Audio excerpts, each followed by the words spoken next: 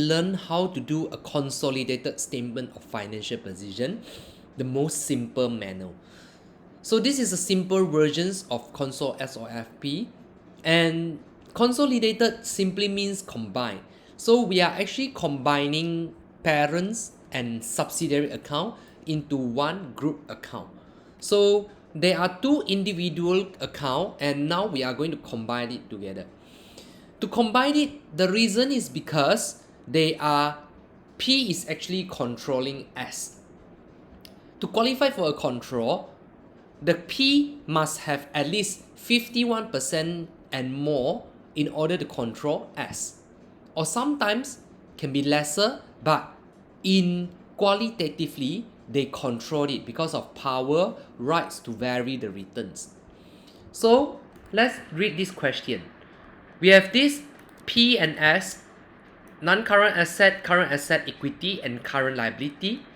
And P acquire S at 50,000. So as you can see, investment in S, P investment in S is 50,000.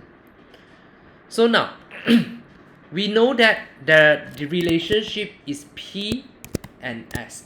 So I will draw this relationship out. So P and S.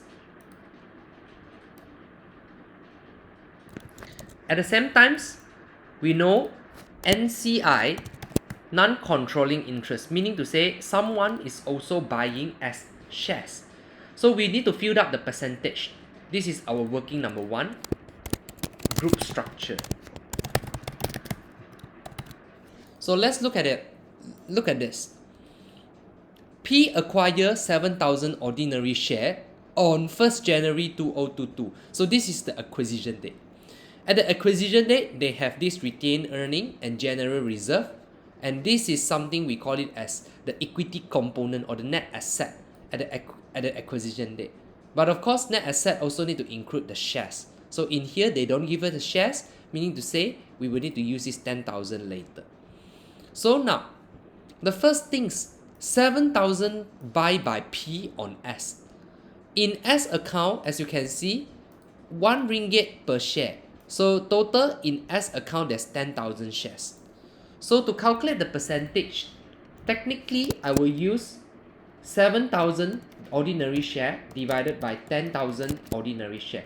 So if you calculated it to 7,000 divided by 10,000, you will conclude that 70% of the share is actually buying by P.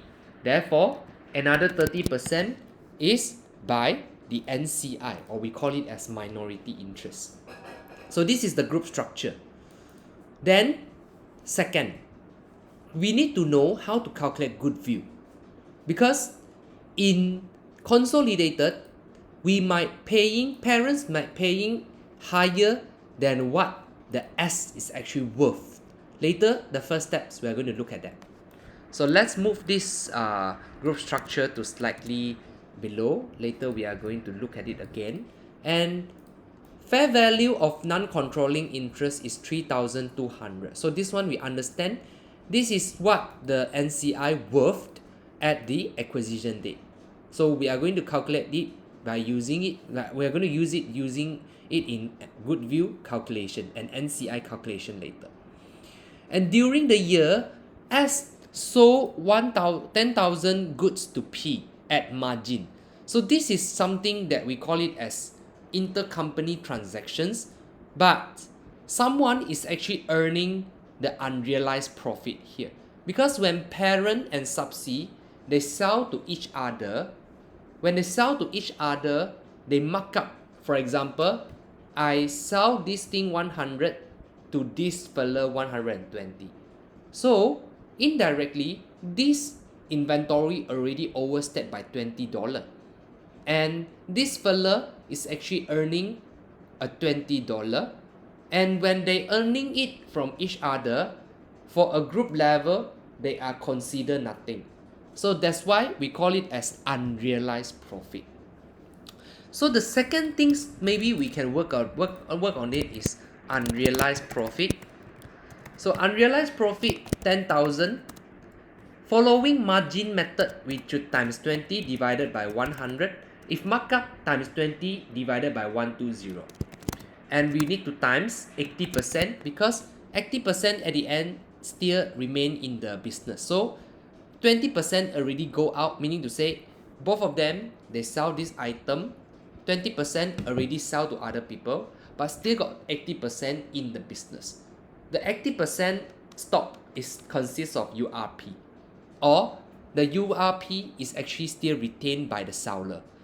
So since now we know that the S sold to P, so S will get the URP, S they will get the profit that is unrealized yet, and P will get the stock that with the markup of unrealized profit. So to calculate that, 10,000 times 20 divided by 100, and we were going to times 80%, so 1,600, this is so-called our unrealized profit. And we will debit our S retained earning, okay, or we can split it up. This S retained earning, they are 70% will go into P, 30% will go into NCI, and we are going to credit our P's inventory. So this is the double entry. Later we are going to look at it. And PO 4005 to S as at 31st December 2026. So meaning to say in a year end. So PO 4500 to S. So for P is a payable, this one. So this one we will need to minus 4005. For S, their receivable include P's receivable minus 4005 later. So we have roughly understand the additional informations, and now let's go into our three important formula that we need to go through when we are doing our consolidated statement of financial positions. Working number 3, goodwill. So first very important things is goodwill. You need to calculate goodwill. So goodwill is actually checking how much we have extra paid to buy the S. So I will take the considerations that is actually paid by me, which is 50,000. So this is the amount that I've used, 50,000. And I will also take my NCI. My NCI at fair value. So NCI at fair value is actually 3,200. So I will get my total consideration with NCI 53,200. If let's say they didn't give you NCI at fair value, you will need to calculate by yourself, and this step you will blank first. You will need to do your less net identifiable asset at fair value at the acquisition date.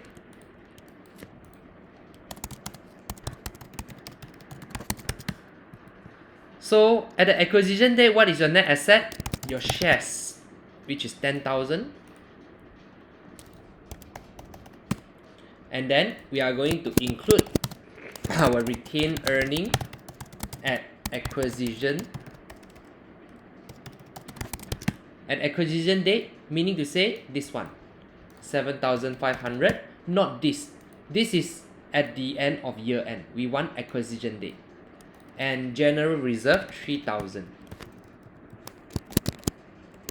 GE, general reserve, GR, at general reserve at acquisition date. And this sum up will be your net asset. However, if question didn't give you fair value at NCI, assuming question don't give you this one, what you will do, this will be your NCI at net asset, and you will need to, using this net asset times the 30% NCI control. We call it as partial goodwill method to calculate your NCI. But now question give you 3,200, so we will just 3,200 in here. Don't do anything. okay, to get this. And then we will call it as fair value of NCI, something like that. And we will minus it off, you will get your good view. We will get good view. Okay, so this is how it works. And the second workings will be your group retained earning.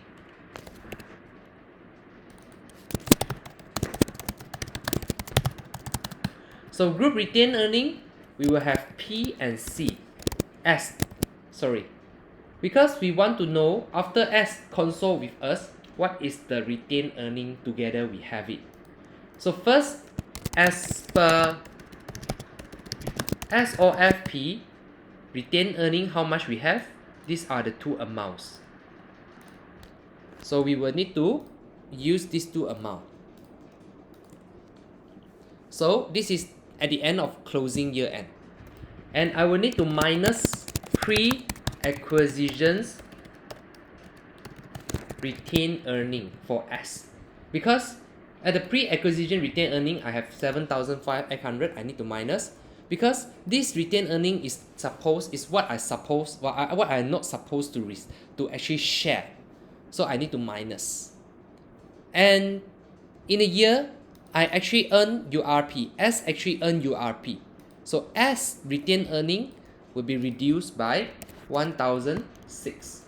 Then only this sum of amount is actually can be shared by your parents and NCI. So this amount to be shared to your parents and NCI. If this is called as URP at S. If URP at P, then you will need to minus in here. But we don't have, so ignore. And the next things will be share of SRE. So to share SRE, this 16,790 times 70%, that will be shared by me, parents. 30% NCI later. And end up, I sum it up. This will be my group retained earning. So I slowly take my S, I console in here already. So I have done my two very important working, good view and my console group retained earning. And there's one more important one, it's called as group general reserve. Can you see there's a general reserve here? Depending question given or not given. If given, you will need to do the same things like what you do in here. You will need to do the same thing like what you do in here, in this group retained earning. Let's do again in this group general reserve.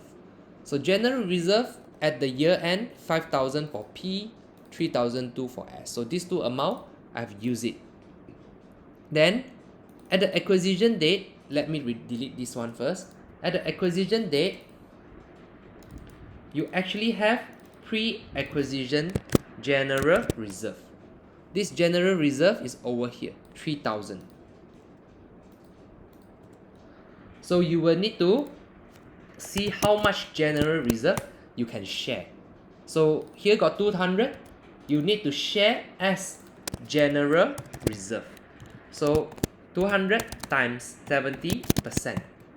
So 200 times 70%. So sum up, you can share general reserve of 70% of S become 5140. Then another 30% NCI later. So this is few very important working that you need to mindful. If no general reserve, meaning to say you just do these two. And the last one will be your NCI. Working 6. Non-controlling interest. So non-controlling interest, simple. We will just need to start off with our NCI at acquisition date, which is given in the questions, or you can refer to your good view 3002. If didn't given in the question, meaning to say you need to move backward, calculate from this net asset times the 30%. So 3,200. And now we have two things to share. We will have two things to share because question give you your retained earning, so we must share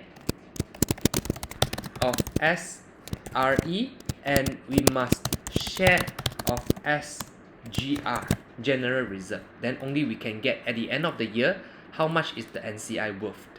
So just now this one 70% here, then now this 30% will be in NCI. Just now 70% general reserve to P, and now 30%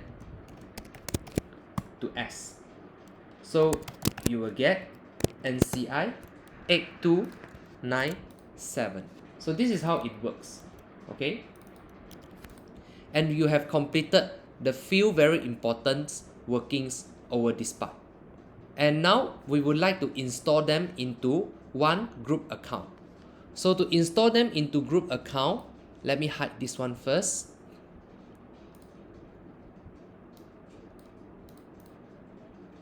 To install them into a group account, we will need to prepare statement of profit or loss. Consolidated statement of financial positions.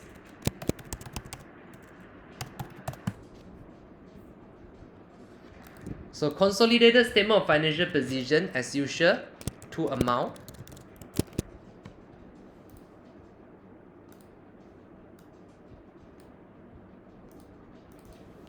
Start off with non-current asset. So you will have property, plants and equipment. What I'm going to do is, please show your working. I don't have space, but please show working 135K plus 34.5K. So end up, you will get 169,500. Then since investment as you use it in the goodwill calculation already, we will just put this goodwill, because goodwill is your NCR, is your non-current asset, in your NCA, and we sum up. This is your non-current asset. And the next one will be your current asset. I'll put inventory. So inventory, the calculation will be quite different. 13,000 plus 7,890. And don't forget, you need to minus your URP in the P's inventory. Just now, you sell to P. So P inventory got URP 1006 as well. As you can see here, you debit your S retained earning here. You debit your S retained earning, reduce their retained earning. Sorry, this one. And you need to credit P's inventory. So P's inventory here will be affected. P inventory here will be affected. So minus. So I use this plus this and minus 1,600. And my receivable, 10,000 plus 5,000. So 15,000. And my cash and cash equivalent. And don't forget, just now your receivable, you need to minus your owing of 4,005, PO to S. So you need to minus S 4,005 receivable because it's related to P. So minus 4,005.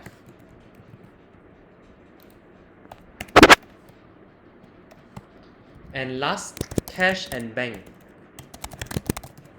So cash and bank 4,000 plus 3,000. You will get 7,000. Your current asset. And you plus up these two, that will be your first balancing figure. And the second part will be your equity. And your equity, we start with shares, and the shares we only put our parent. All this amount already utilized for the calculation just now. And your group retained earning from working, and also your group general reserve,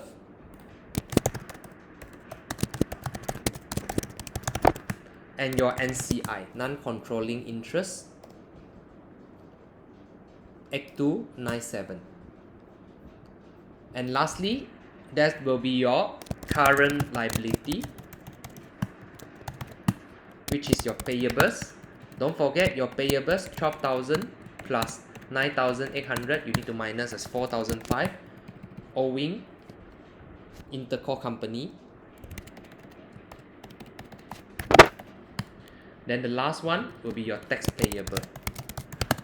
So tax payable, 4,005 plus 1,002. And we are going to sum up the credit side to see balance.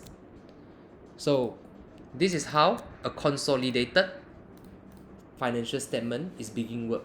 From the identifications of group structure, we need to identify the group structures, to URP, good view, group retained earning, reserve, non-controlling interest, up to consolidated statement of financial position. That's all. Thank you so much.